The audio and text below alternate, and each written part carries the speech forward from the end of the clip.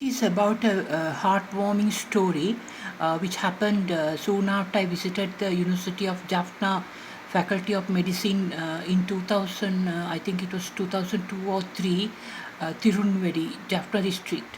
And what happened was during that visit, the students informed me, especially the students in the fifth or the fourth year of the MBBS, Bachelor of Medicine and Bachelor of Surgery, combinedly known as MBBS, that is BM and BS written the other way. The letters, the transcript. So they told me that the universities was closed that time, but they came for my lectures despite the presence of LTT that time. And I remember even though LTT was there, I continued my lecture till about 8:30 p.m. in the night, from 2:30 p.m. On the afternoon. And so once I got prepared to return, the students union informed me that the university army had closed temporarily. Then I asked them the reason. They told me that the university student, those student who spoke to me, they told me they had to celebrate the Mahavira, some ceremony inside the university premises, and the army Jaffna Security Forces Headquarters Command had then ordered the army to close the university. Then they told me, then I asked them, why do you do this? Because that's wrong. No. They told me, sir, we can't help because if we don't do, the LTT will come and harm us. Then I told them, okay, I will try to do something. But they informed me to inform the army once I go to Colombo, to inform the army headquarters to consider reopening the university, because they were in the final year, those group of students who informed me about this matter. So they told me they are languishing without being able to complete the final year, just wasting their time, so they were very thin, because there was a food shortage, and their bodies were very thin, and they were wearing slippers and t-shirts, but they were in the final year, fourth year of the MBBS.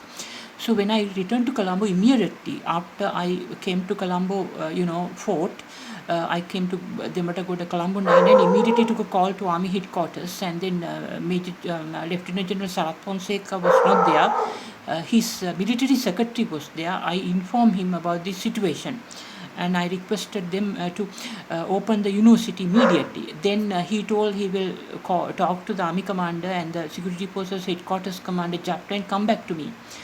Then accordingly he called me back again within about 1 hour and told me that the problem is that the students who celebrate LTT Mahavira inside the university, and they cannot allow them to do that inside the Jaffna University.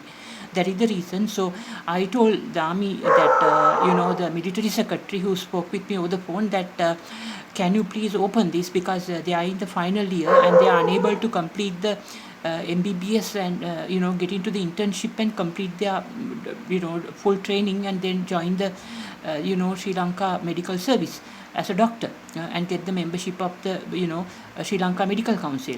So then army said they will talk to them, everybody, and come back to me. And again he called me back within about half an hour, told me, can you give a guarantee that that means they wanted to know whether I can give a guarantee that the students will not celebrate the Mahavira of the LTT inside the university. Then I said I will call you back, and I called back again those Jaffna University students union president and the secretary, and told me, will you have this ceremony inside the university if I get this open again? Then they said, no. Then I said, okay, then I'll give a guarantee to the army headquarters. If you have the ceremony, remember they will come and arrest me here. So don't have any celebrations. And if you give me a promise, I can give a guarantee to the army headquarters and get this university open. And accordingly, they said, no, we will not have any celebrations inside. Then I accordingly called the army headquarters and informed the military secretary to inform the command of the army that time, Mr. Sarath Fonseca, and then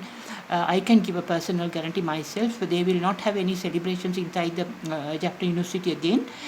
Could you please open it? Then they said yes, and the next day they opened the university, and the students completed their MBBS, and they came to Colombo.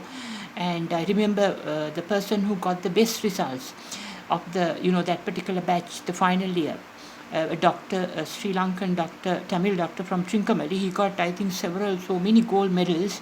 And then he told me that he was assigned to Vaunia General Hospital because his girlfriend was a nurse there, and he didn't like to go there because it was not the best place to get the internship training. Then he asked me whether I can help him to get into the General Hospital of Sri Lanka in Colombo, close to my house, for an internship. Then accordingly, I remember I typed a letter to the chairman of the University Grants Commission about the student, mentioning his name and his performances, and requested the University Grants Commission chairman to transfer back from the Vaunia Hospital internship to the General Hospital Colombo. And accordingly, I told him I undertake the full responsibility about this student. And accordingly, the UGC had informed him to come to Colombo General Hospital. I think, that is how it happened. So that is the situation. So it showed a close cooperation in far back as 2003 when the LTT was there, in fact. So now I think the Sri Lanka Central Bank must not go behind the Reserve Bank of India to have swaps for 1 billion. When China's People's Bank has given standby facility, India is giving only pending facilities. So anyway, we cannot go behind India because it's like a mental trauma for the Sri Lankan Tamils when they know that their killers are now funding their infrastructure development in Northeast, and their houses are built by their own killers' money. So that is not acceptable morally and ethically, and also culturally, traditionally, that demotivate them.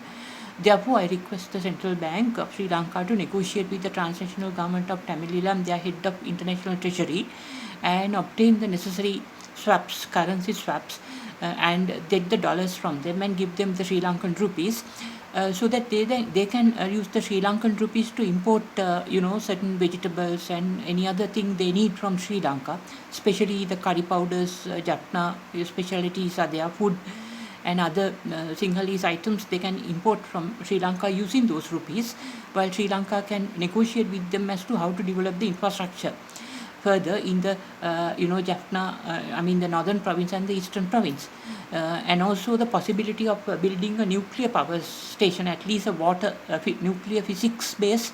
If uranium power plants are not possible, a water reactor in one of the islands in Jaffna, so that power supply can be given to the whole country without interruption, without depending on the crude oil.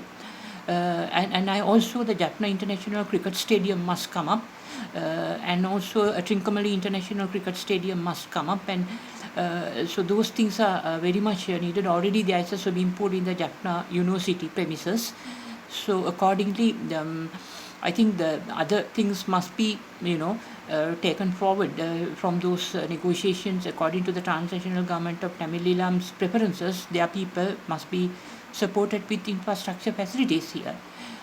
So India must not get involved because they are the people who destroyed our country, and it's a mental trauma when they know that the same people who killed them, their family members are now funding them, so that we cannot allow for morality reasons. So I hope the government will look into this as soon as possible.